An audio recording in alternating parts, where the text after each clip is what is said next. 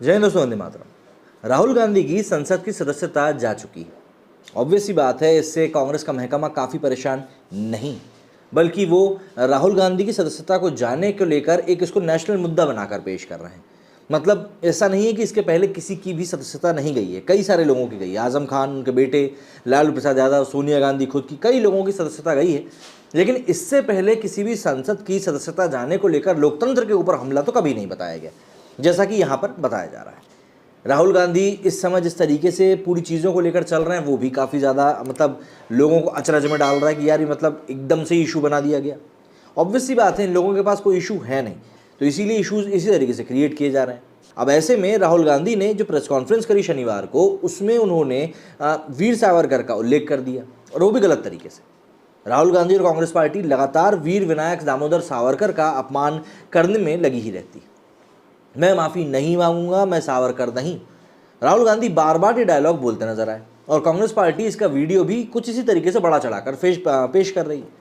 अब ये एक अलग बात है कि राफेल से लेकर मोदी सरनेम वाले लोगों को गाली देने तक राहुल गांधी अदालतों में माफ़ी मांगते रहे। इतने चुनाव हारने के बावजूद बार बार एक महान स्वतंत्रता सेनानी का अपमान किया जा रहा है। असल में राहुल गांधी सावरकर बन भी नहीं सकते। जब राहुल गांधी के दादी के पिता जवाहरलाल नेहरू नहीं बन पाए, तो राहुल गांधी क्या बन पाएंगे। जवाहरलाल नेहरू जी जब नाभा जेल में थे, तब उनके पिता ने न जाने कहां कहां पैरवी करके उन्हें 12 दिनों में ही निकलवा दिया था। जबकि वीर सावरकर ने 11 सालों तक सिर्फ जेल ही नहीं, बल्कि उससे भी खौफनाक काला पानी की सजा भुगती। उनके भाई गणेश भी उसी जेल में थे, लेकिन दोनों की मुलाकात तक नहीं होती थी। सीधी बात है कि राहुल गांधी आप सावरकर नहीं बन सकते। भारत के सूचना आयुक्त उदय भारुरकर ने अपनी पुस्तक Veer Savarkar the man who could have been prevented partition में बताया कि कैसे कई स्वतंत्रता सेनानी वीर सावरकर से प्रेरित थे। उन्होंने लिखा है कि कैसे वामपंथी बार बार इस तथ्य को नज़रअंदाज करते हैं कि बलिदानी भगत सिंह वीर सावरकर की पुस्तक 1857 का स्वतंत्रता समर से प्रेरित थे। वीर सावरकर ने सन 1952 में नेताजी सुभाष चंद्र बोस के साथ हुई अपनी एक 12 साल पुरानी मुलाकात का भी जिक्र किया था। नेताजी के बॉम्बे स्थित आवास पर हुई इस बैठक में सावरकर ने उन्हें एक इम्पॉर्टेंट सलाह दी थी। ये सलाह ये थी कि वैश्विक मंच पर दुश्मन के दुश्मन को दोस्त माना जाए, और राष्ट्रमंडली में कोई भी देश अस्थायी दुश्मन नहीं होता, बस राष्ट्रहित ही स्थायी होता है। इस मुलाकात के कुछ ही महीनों बाद नेताजी भारत छोड़कर अंग्रेजों को चकमा देते हुए निकल गए थे। सावरकर की सलाह का ही कमाल था कि सुभाष चंद्र बोस जी ने आज़ाद हिंद फौज मतलब कि इंडियन नेशनल आर्मी का पुनर्गठन किया और उसमें जान फूकी। भगत सिंह के चाचा अजीत सिंह भी अंग्रेजों की सेना में विद्रोह कराने के लिए वीर सावरकर की मदद करते थे। खुद भगत सिंह ने लिखा था कि वीर सावरकर विश्व बंधुत्व में यकीन रखने वाले बहादुर हैं। उन्होंने अपनी डायरियों में 6 बार वीर सावरकर की पुस्तक हिंदू पदशाही से एग्जाम्पल्स लिए। वो कांग्रेस की ताकतें ही थी जिसने वीर सावरकर को महात्मा गांधी की हत्या में फंसाने की कोशिश रची।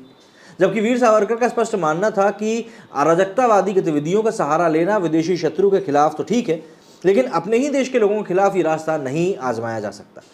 जिस राष्ट्र के लिए उन्होंने जीवन खपा दिया, उसी देश में उन्हें जेल में ठूस दिया गया।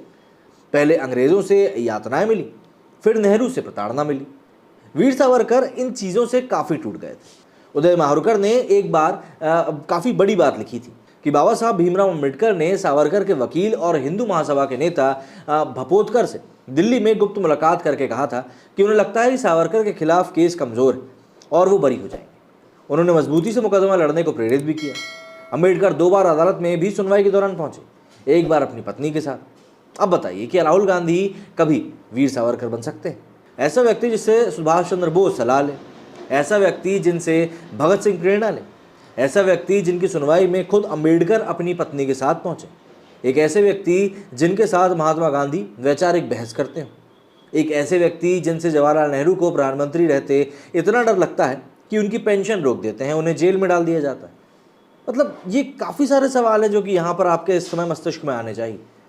विक्रम संपत भी अपनी पुस्तक सावरकर अ कंटेस्टेड लेगेसी 1924-1966 में बताते हैं कि कैसे वीर सावरकर की पुस्तक का 4था संस्करण भगत सिंह ने भारत में गुप्त तरीके से प्रकाशित करवाया था, क्योंकि ये अंग्रेज़ों द्वारा प्रतिबंधित था। लाहौर के द्वारकादास पुस्तकालय में वीर सावरकर के जीवन को लेकर एक पुस्तक थी, जिसे पढ़कर भगत सिंह प्रेरित हुए थे। विक्रम संपत की माने तो ऐसे भी प्रमाण मिलते हैं।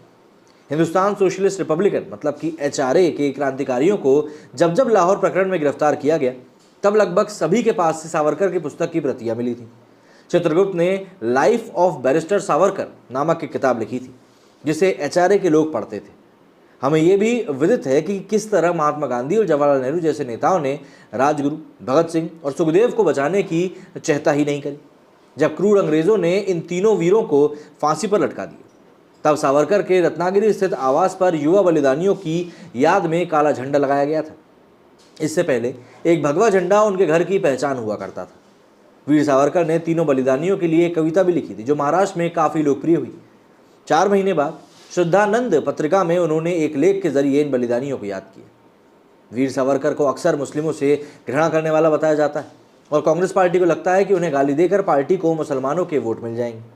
सबसे बड़ी बात तो यह है कि महाराष्ट्र में पार्टी की यूनिट ये सब बर्दाश्त करती है। चाटुकारिता के कारण कोई नेता आवाज़ नहीं उठाता। काकोरी प्रकरण में बलिदान हुए अशफाकुल्ला खान की याद में भी वीर सावरकर ने एक लेख लिखा था। ऐसे वीर सावरकर पर राहुल गांधी कीचड़ उछालते रहते हैं। आसमान पर थूकने का परिणाम क्या होता है ये हर कोई बखूबी जानता है। राहुल गांधी ने फिर कांग्रेस पार्टी के किसी नेता में इतनी हैसियत नहीं है कि वीर सावरकर की आलोचना कर सके। महात्मा गांधी जैसी हस्ती के साथ उनका वाद विवाद चलता था। अमर क्रांतिकारी उनसे प्रेरणा लेते थे। राहुल गांधी वीर सावरकर की आलोचना कर भारतीय स्वतंत्रता संग्राम का मजाक बना रहे हैं। सारे बलिदानियों का सिर्फ और सिर्फ अपमान कर रहे हैं और कुछ भी नहीं। कई सारे लोग हैं जो कि वीर सावरकर के बारे में वाकई में नहीं जानते, और अगर वो लोग नहीं जानते तो इसका भी कारण एक यही है कि आज तक उनको उस तरीके से उन चीज़ों के बारे में बताया ही नहीं गया। एजुकेशन सिस्टम के बारे में ऑलरेडी सोशल मीडिया पर कई सारे ऐसे डॉक्यूमेंट्स और वीडियोस मौजूद हैं जिनमें कि आपको पोल पट्टी खुलती हुई मिल जाएगी। तो ऐसे में वीर सावरकर के बारे में जब लोगों को पता नहीं है तो ऑब्वियस सी बात है जो हल्ला किया जाएगा उसी को मानेंगे, और जो व्यक्ति डिफेंस करेगा उसको गलत मानेंगे। क्योंकि एक इंसान का स्वभाव होता है, एक नेचर होता है कि जब आप कोई गलती करते हो और आप बताते हैं कि नहीं मैंने ये चीज़ गलत नहीं करी है, तो जो आपका बचाव करता है वो भी स्वतः ही गलत बन जाता है। तो ऐसे में राहुल गांधी सिर्फ एक नाम को लेकर कब तक अपनी राजनीति चमकाएंगे? आपका क्या कहना है इस बारे में कमेंट करके जरूर बताइएगा। मेरे इस वीडियो फिलहाल इतना ही। जय हिंद, जय भारत।